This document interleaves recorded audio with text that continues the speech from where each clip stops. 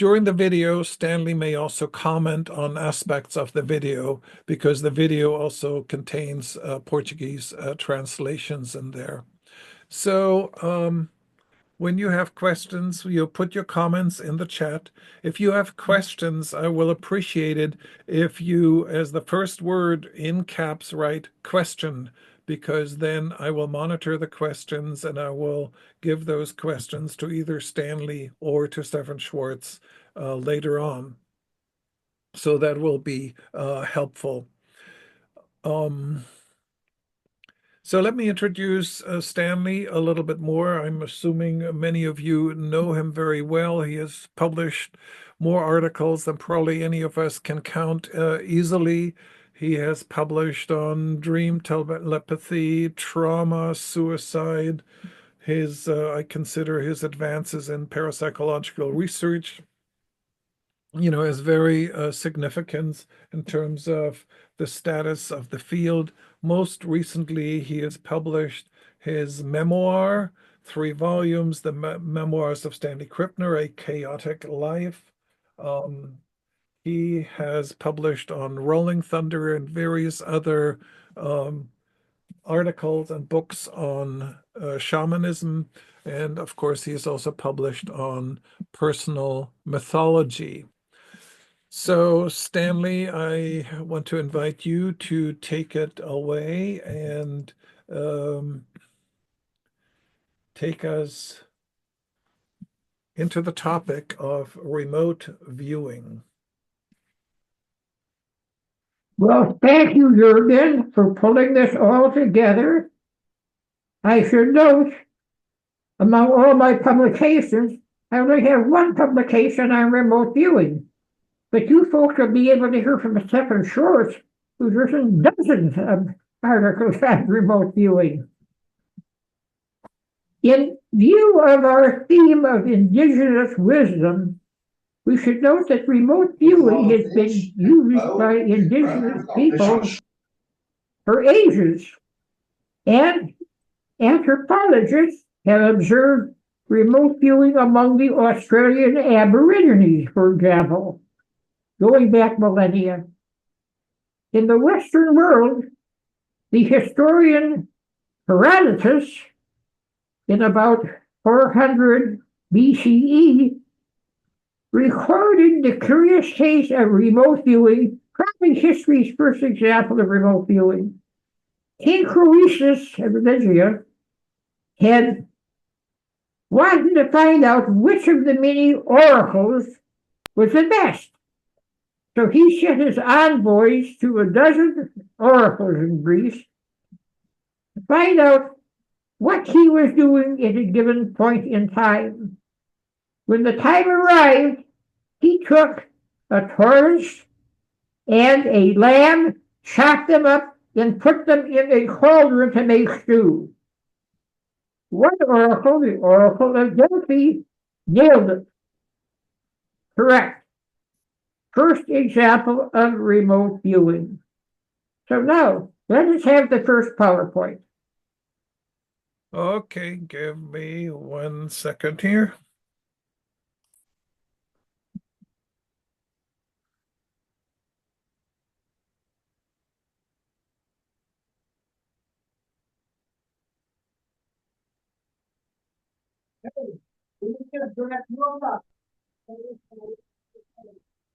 Can you see the PowerPoint? Is there some? Let me just see. Okay, yes, that's a PowerPoint. That was just the title. Okay. There should be.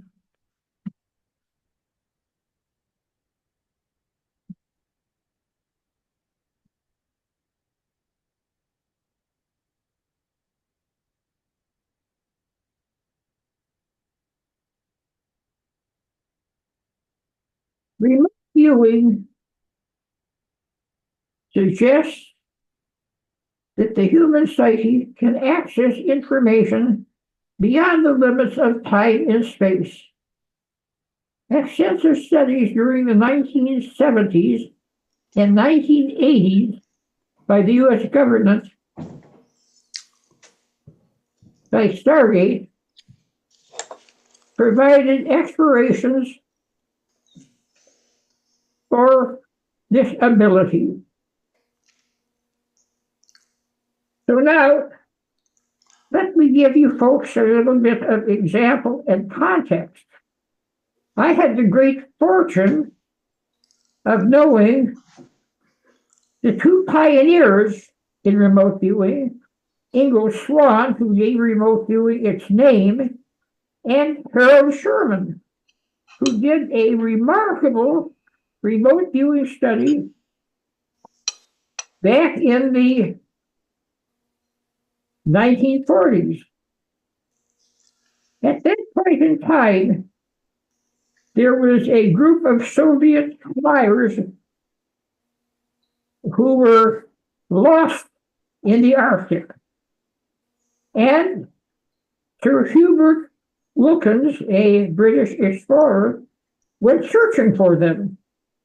Now, every day at a certain hour, he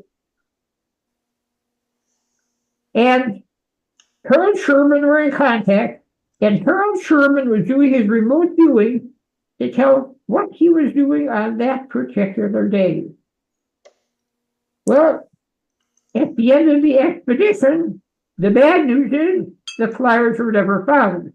The good news is that Harold Sherman was correct 70% of the time, even though the activities varied considerably day to day, day to day. So, let's move on to the next slide.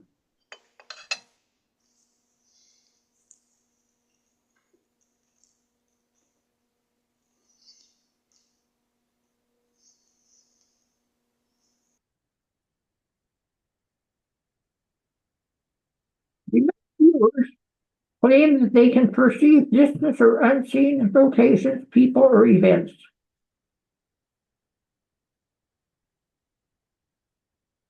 Reported uses include military, remote viewing, missing persons, and predicting future events. So now, let me switch again, and I'm going to tell you a little bit about the person who originated remote viewing. Ingo Swann, a very, very talented artist and writer and remote viewer. He is the one who originated the term, and I had the good fortune of knowing him as well. He would take remote viewing not only on planet Earth, but into outer space. There is a documented report of him taking remote viewing to Jupiter and actually identifying the rings around Jupiter before astronomers were able to pin them down. Now, part of this is told in the number of books he's written. One of his autobiographies, A Life Gone Wild, is remarkable reading, by the way. And he began remote viewing when he was 3 years of age. And this continued into his teenage years. It was a curiosity. He just did it for amusement and for friends. It wasn't until the age of 37 that he decided to really focus in greater detail. So he took classes in Scientology, and he became what they call an operating phaeton. Controversial, of course, but Ingo was never one to avoid controversy. Stanford Research Institute commandeered him and had him do experiments for them. And this was under the aegis of the Central Intelligence Agency, the CIA. And they had him do remote viewing in terms of locating military targets. And this is extensive work that he engaged in. So he also did some work for the American Society for Psychical Research. They had a shelf above his chair, and every time he came in, they had a different object on the shelf. And there were 8 different trials, different objects for each of the trials, and he would draw what he saw by remote viewing. At the end of the experiment, judges tried to match his drawings to the object. They did this 100% accuracy. That's the good news. It's reported in the newsletter of the society. The bad news is they never wrote this up for a scientific journal. Why? Because they didn't like his connection to Scientology. Big loss for science.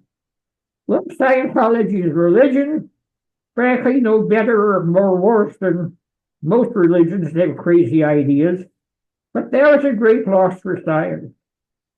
And of course, the work he did for the CIA was not published because that was top secret work.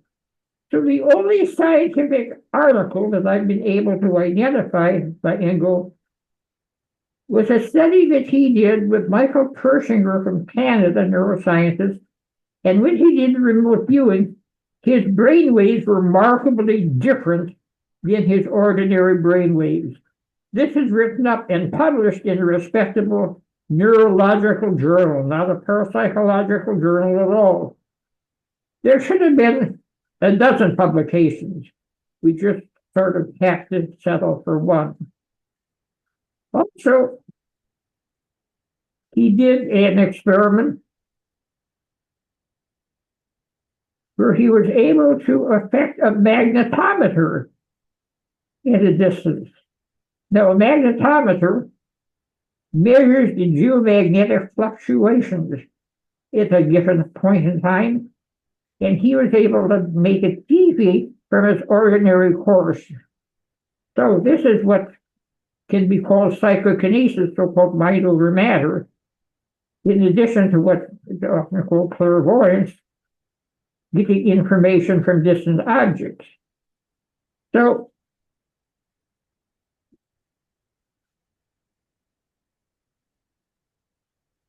Engel worked very, very hard with the skills that he had, and he also had a great ability to do incredible paintings. Sometimes he did the paintings from outer space. When I visited him at his home in the Bowery, I saw half a dozen paintings he was working on. He was in great demand by private collectors, and his beautiful paintings are now in private collections actually around the world. Also, he wrote a number of self-help books. His talents just were unlimited. Writing and painting and remote viewing. And we'll get back to Engel again in a minute, but now let's go on to the next PowerPoint.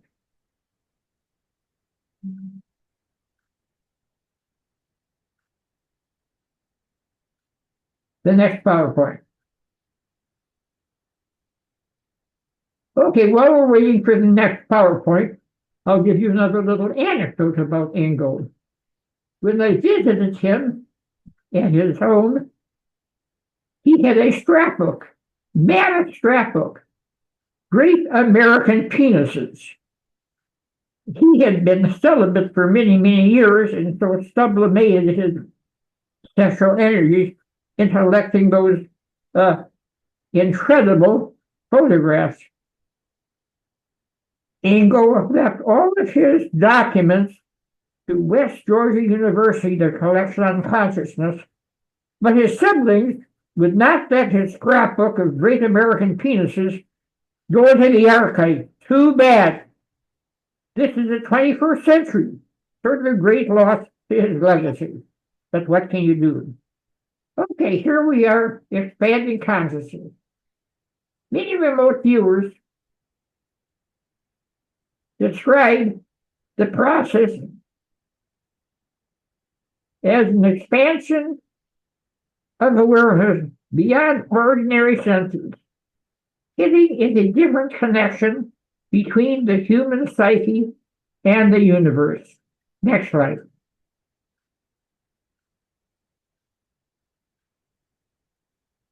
While mainstream science remains skeptical due to the difficulty of replicating results,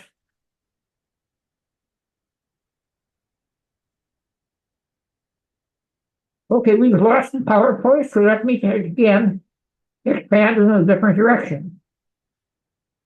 I had the great fortune of being present when Ingo Swann took a remote viewing trip to the planet Mars. And Harold Sherman from Arkansas was doing the same thing. And it's remarkable to see how Ingo was doing his remote viewing, his out of the body trip to the planet Mars. He was sitting in a comfortable chair, smoking a cigar, which is mostly unlit, and chatting away. Harold Sherman is doing the same thing. And unfortunately, this was never published because, again, this is part of the military project. Okay, I think we're back to the PowerPoint again.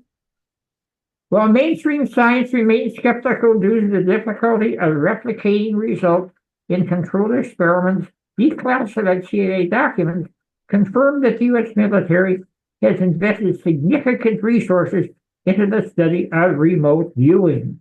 Okay, next slide. Now, unlike spontaneous psychic visions, remote viewing often follows structured methodological procedures such as CRV, controlled remote viewing, a step-by-step approach developed by Ingo Swann at the Stanford Research Institute. Associated remote viewing, ARV, future decision-making and even predicting stock market trends. CRV, coordinated remote viewing, uses numerical coordinates to describe remote locations. Next slide.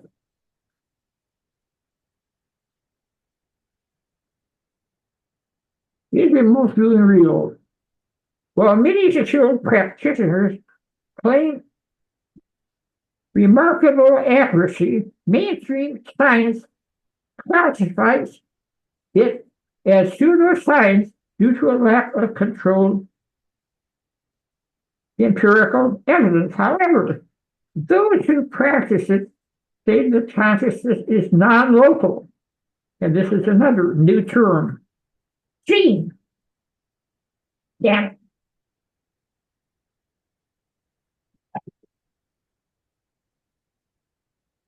The consciousness is non-local and can travel information beyond traditional sensory input. Non-local is a term used to describe something that is not constrained by space or even perhaps time. Okay, next slide.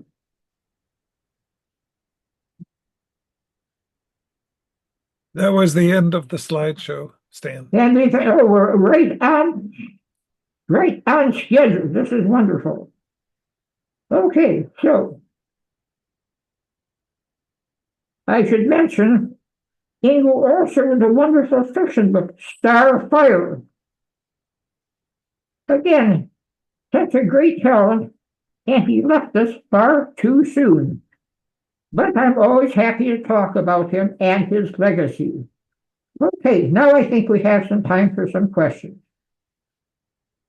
If you could please put your questions into the chat and then we'll go from there. And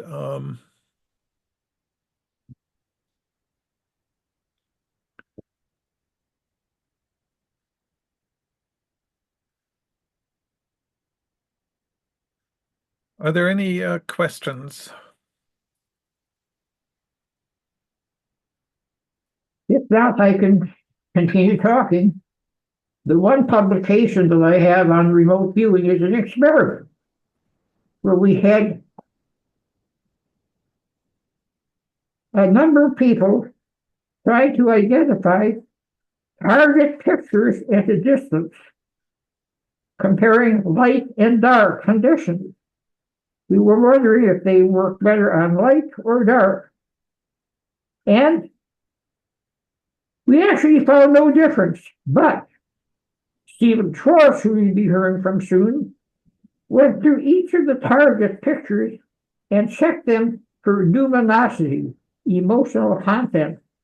And the more emotional content there was in the target picture, the more likely it was to be successfully remote viewed.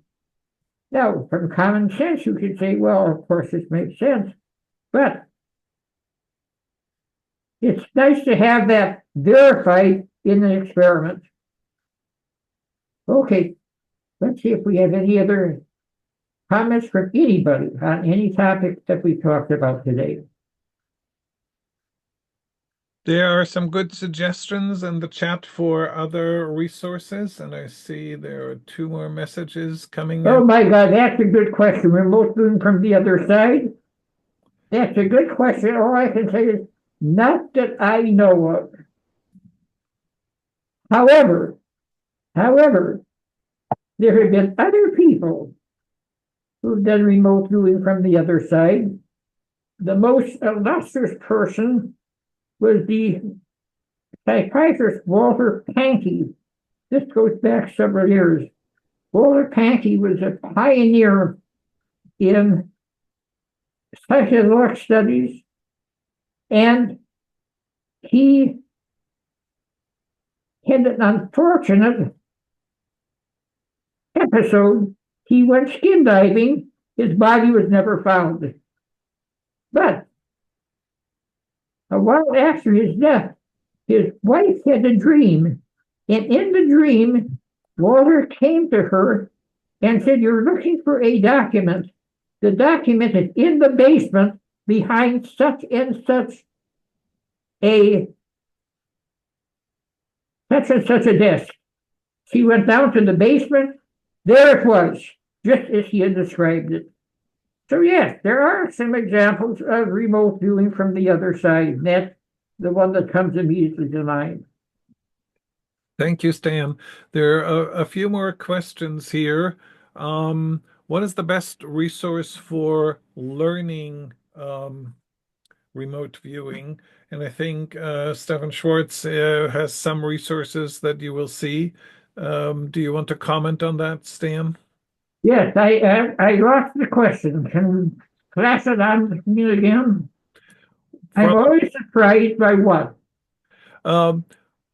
What is, if you want to explore learning about remote viewing, what are the best resources? Learning about remote. Well, Stephan Schwartz didn't answer that question, but go to Ingo Swan's books. He has written several books on how to use remote viewing.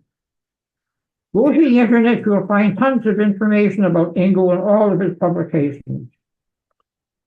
And there is a question about the Grateful Dead experiment. I'm assuming that this refers to dream telepathy.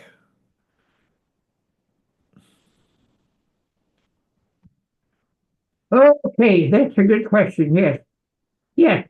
Remote viewing, we can call as a type of dissociation where one is dissociated from one's ordinary way of functioning.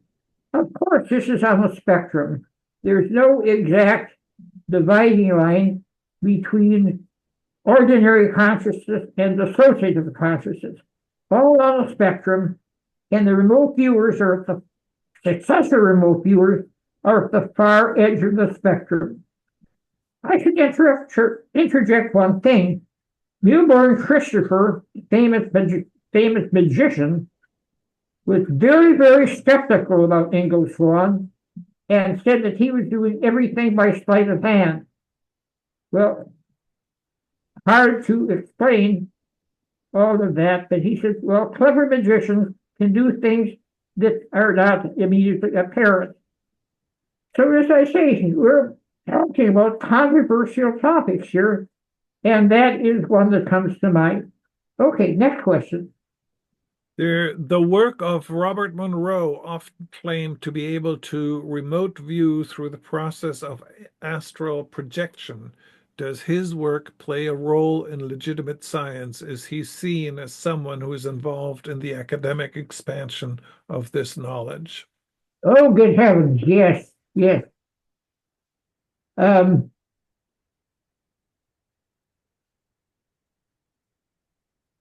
Robert Monroe, again, was an old friend of mine, left us all too soon, but he established the Monroe Institute, which continued to do worthwhile research in the field. And Robert Monroe did a lot of the work with what he called out-of-body experience, which now we would call a certain type of remote viewing. And he not only was able to remote view what was going on at the present time, he remote viewed into the future, he remote viewed from beyond the grave, and I'll tell you an interesting anecdote about Bob Monroe. He was invited to give a talk to the Department of Psychiatry at the University of California, Los Angeles. And so he gave his talk to an all-male audience. He said, well, gentlemen, I have given you my experience, and what is your reaction? And they huddled and talked, and then one of them, well, Mr. Monroe, to tell you the truth, we all think that you're psychotic. Again, this was the reception of, this goes back maybe 50 years. Now I think things are a little better. I want to let everybody know there are some comments in the chat that point to resources about a course that's taught in remote viewing. There's also a comment about scientific experiments and the importance of replication. Now, here's a question, Stan, about remote viewing, out-of-body experience, and dissociative states. How are they related? Are they on a spectrum? How do you look at that? How do I look at what? Out-of-body experience and dissociative states. Oh, good heavens. You know, these are terms that we use for what I consider ordinary human functions, not extraordinary, but ordinary, not paranormal, but normal. These are just rarely recognized in Western culture, at least. And of course, all of these occur on a spectrum. By the way, somebody recommended the book Mind Reach by Tard and Putoff. Yes, highly recommended. And you will find out about the work that they did, which has now been declassified. They did a lot of work for the government, yes. Okay, these are excellent questions. Do we have any more? I think those are all the questions that are there at this moment. And again, I want to invite everybody to look in the chat for resources. And Stan, is there anything else you want to say before we start Stephan's lecture?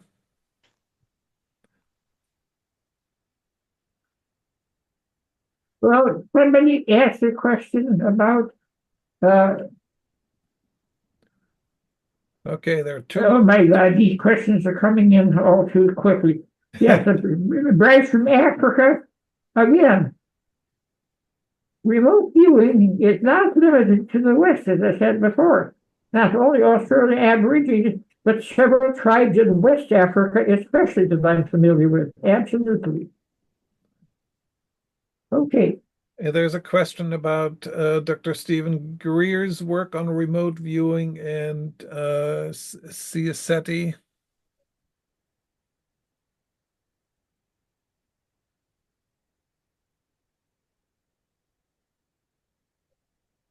When I talked about the Grateful Dead experiment, that's a whole other topic. Let me just say it's all in everything that I did is published in scientific publications. And what we did with the Grateful Dead, to put it in a nutshell, Jerry Garcia said, you have a dream laboratory. Why don't we try to provide the music and have our audiences identify the target material that's being used by your dreamers. And they were playing 6 nights at the Portchester Theater. This goes back 50 years. And believe it or not, the dreamer was able to correctly identify the picture that the audience of the Grateful Dead, perhaps 1,000 people or more, were focusing on at the time. Yes, thank you for mentioning that. And again, it's not only in a scientific publication, it's in many books about the Grateful Dead. Yeah, there's also a question about the search for extraterrestrial intelligence and how how remote viewing might come in there.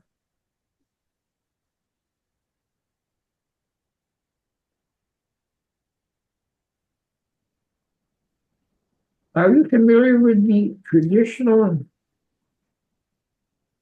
practices of flying? Oh, good heavens, this is, again, anthropological.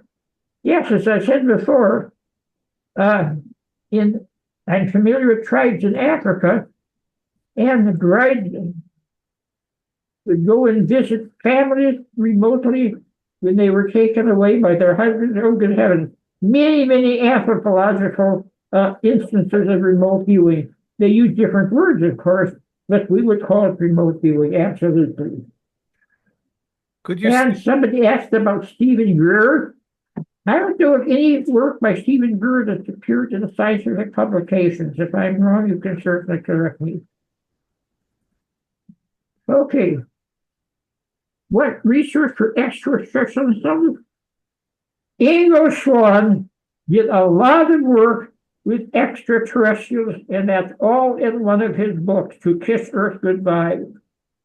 Again, that shows a whole range of his abilities, and whatever you might think of that topic, Ingo was there exploring it, absolutely. Thank you, Stan. I think maybe we are ready to move on to the lecture from Stephan. And could you just introduce his work and how you know him as a colleague and anything else that you might have to say about him? I should mention one other book by Ingo Swann, Penetration. That's his best autobiography. Okay. To add that here a list of things you might want to explore. Okay, I think we're ready for Stephan Schwartz's presentation. Yeah, would you like to introduce him a little bit and say something about his work and why you invited him here today? Well, Ingo Swann is one of the world's key experts on remote viewing. He is a historian and an essayist. I recommend people subscribe to his newsletter, The Schwartz Report, that covers not only parapsychology and remote viewing, but politics, religion, and the whole range of human experiences. The Schwartz Report comes out several times a week. Low cost, tons of information. Stephan Schwartz is a retired colonel, and he did work for the U.S. government decades ago in intelligence, and so he really has the credentials. I first met him when he was the research associate for the Philosophical Research Society in Los Angeles. And